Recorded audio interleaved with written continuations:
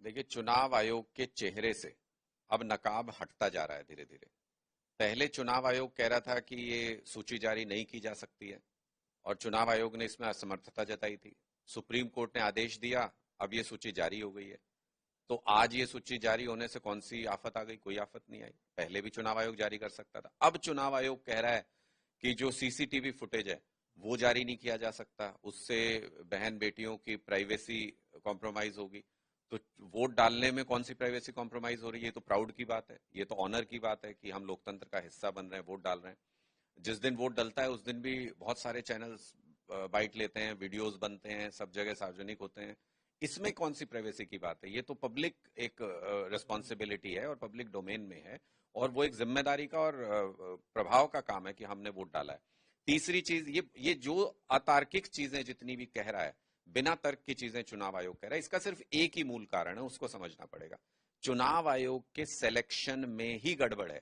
चुनाव आयोग की जो सिलेक्शन कमेटी है, जिस दिन उससे सुप्रीम कोर्ट के चीफ जस्टिस को बाहर किया गया, उसी दिन यह तय हो गया था कि भारतीय जनता पार्टी अपने किसी पिट्ठू को, अपने किसी व्यक्ति को चुनाव आयुक्त बना के वोटों के साथ चोरी करेगी, हेराफेरी करेगी।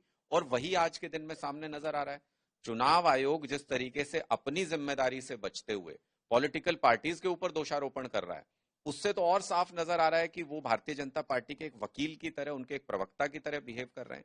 तो अब ये परतें धीरे धीरे खुल रही हैं, ये सार्वजनिक हो रही है वोट चोरी, और पूरे देश को ये समझ में आ रहा है कि वोट चोरी हर जगह पर हो रही है, और वोट चोरी करके ही भारतीय जनता पार्टी सरकार बना रही है। चंडीगढ़ में वोट चोरी सरेआम पूरी दुनिया ने देखी, कैसे कैमरे के ऊपर वोट चोरी हो रही थी। सुप्रीम कोर्ट तक ने उस पर निर्णय दिया, सुप्रीम कोर्ट ने कहा कि लोकतंत्र की हत्या हो रही है। फिर उसके बाद दिल्ली में सरेआम किस तरीके से वोट चोरी हुई सबने देखा। केजरीवाल जी की कॉन्स्टिट्यूंसी के 1.5 लाख वोटों में से 50,000 वोट ही काट दिए गए। तो इससे बड़ी वोट चोरी क्या होगी? यानी अब देश की गली गली से आवाज आ रही है, गली गली में शोर है, भारतीय जनता पार्टी वोट चोर है। दूसरा, आज महाभियोग लाने की बात चल रही है पार्लियामेंट में। कांग्रेस द्वारा एक देखिए, महाभियोग। निश्चित तौर पर जो चुनाव आयोग का आचरण है वो संदेहास्पद है। वो चुनाव आयोग का जो आचरण है वो सही नहीं है, और उनको जो जिम्मेदारी मिली है न्यूट्रल रह करके सभी पॉलिटिकल पार्टीज को एक equal playing field, balance playing field देने की, वो उसमें पूरी तरह से असमर्थ रहे हैं अपनी संवैधानिक जिम्मेदारी को निभाने में। अगर ऐसा कोई प्रस्ताव संसद के अंदर आता है तो निश्चित तौर पे आम आदमी पार्टी का ये मानना है कि चुनाव आयोग असक्षम है, चुनाव आयोग असमर्थ रहा है अपनी जिम्मेदारियों को निभाने में।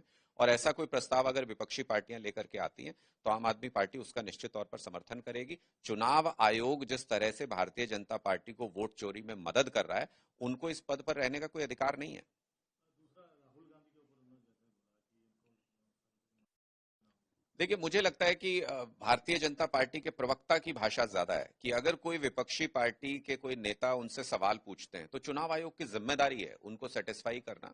चुनाव आयोग की जिम्मेदारी है पूछे गए सवालों का जवाब देना। उसमें तो उन सारे सवालों से तो बच जाते हैं, उन सारे सवालों का तो जवाब नहीं देते हैं।